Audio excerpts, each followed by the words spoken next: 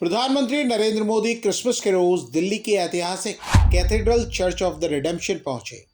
PM Modi ने morning prayer में हिस्सा लिया। लगभग सभी टीवी चैनल्स ने ये तस्वीरें लाइव दिखाई। This morning we pray particularly for our Honorable Prime Minister Shri Narendra Modi ji.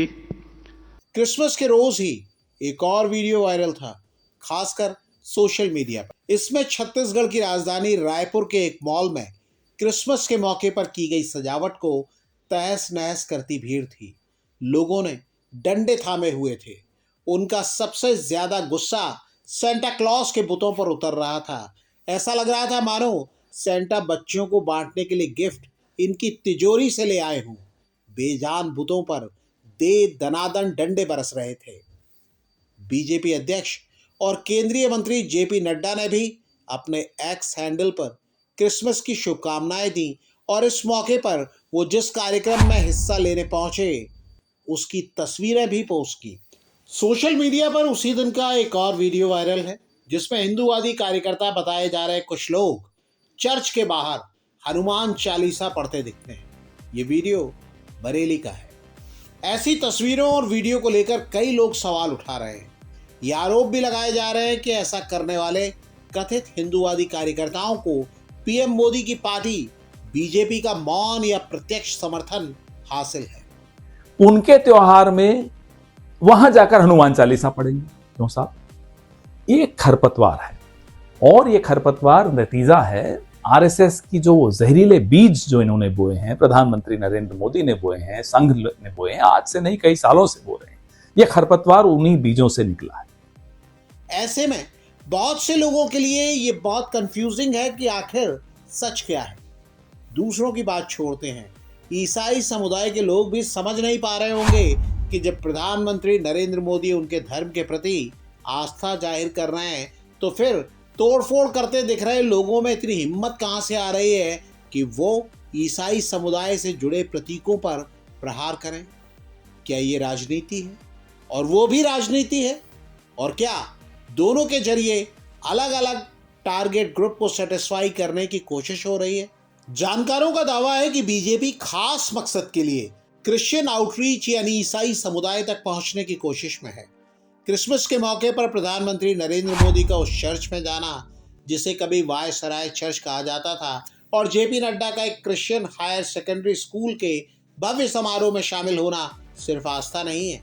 राजनीति के जानकार दावा करते हैं कि इसमें आप 2026 में होने वाले विधानसभा चुनावों की तैयारी की झलक देख सकते हैं, खासकर केरल, तमिलनाडु और पुडुचेरी जैसे राज्यों की, जहां ईसाई वोट हार जीत तय करने की ताकत रखते हैं।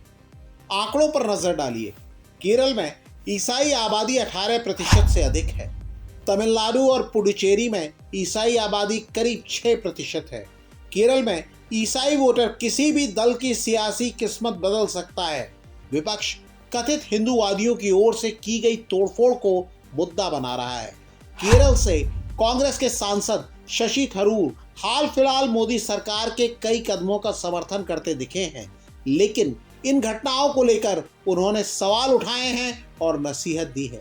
ऐसी घटनाओं से जुड़ी रिपोर्ट को एक्स पर शेयर करते हुए शशि थरूर ने लिखा है, महाभारत में जब दुशासन ने कौरव दरबार में शिक्षकों, बड़ों और पांडवों की उपस्थिति में पांचाली की मर्यादा भंग करने का प्रयास किया, तब भीष्म भी मौन रहे। उस समय विरोध की एकमात्र आवाज पांडवों की ओर से नहीं बल्कि कौरवों के भीतर से उठी। दुर्योधन के भाई विकर्ण ने कहा, बड़े भाई दुर्योधन, ये अन्याय है, ये अधर्म है। सत्ताधारी पार्टी के जिम्मेदार नेतृत्व में से किसी के द्वारा कम से कम इतना तो कहने का इंतजार कर रहा हूं कि रुको, हे क्रूरता के देवताओं। कांग्रेस नेता पवन खेड़ा ने भी प्रधानमंत्री नरेंद्र मोदी और उनकी सरकार को कटघरे में खड़ा किया है। सुबह सुबह खुद चर्च जरूर चले गए।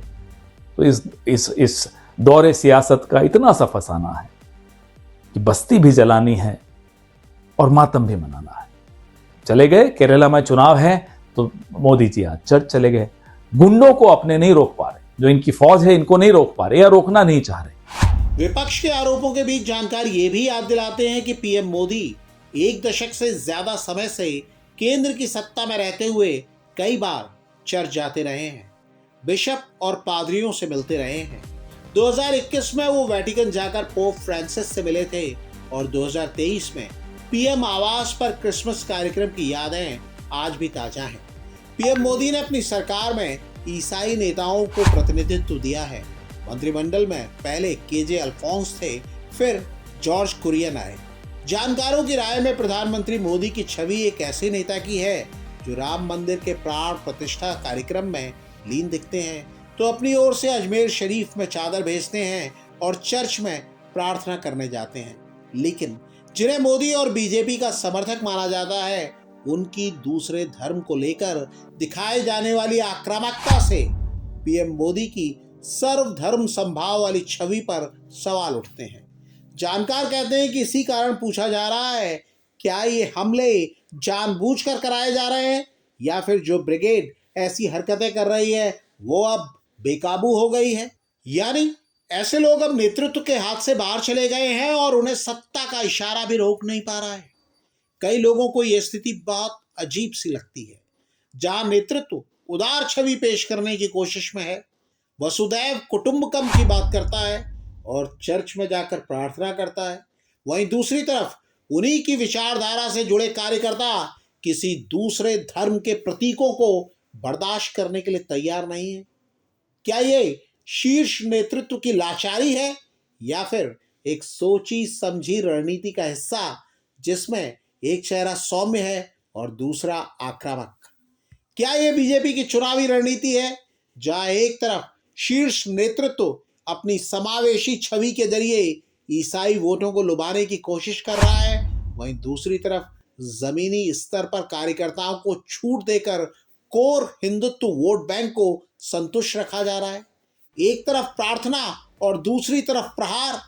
राजनीति के इन दो पार्टों के बीच ईसाई समुदाय पूछ सकता है कि आखिर भारत की असली दिशा क्या है। आपको क्या लगता है? कमेंट करके हमें बताइएगा।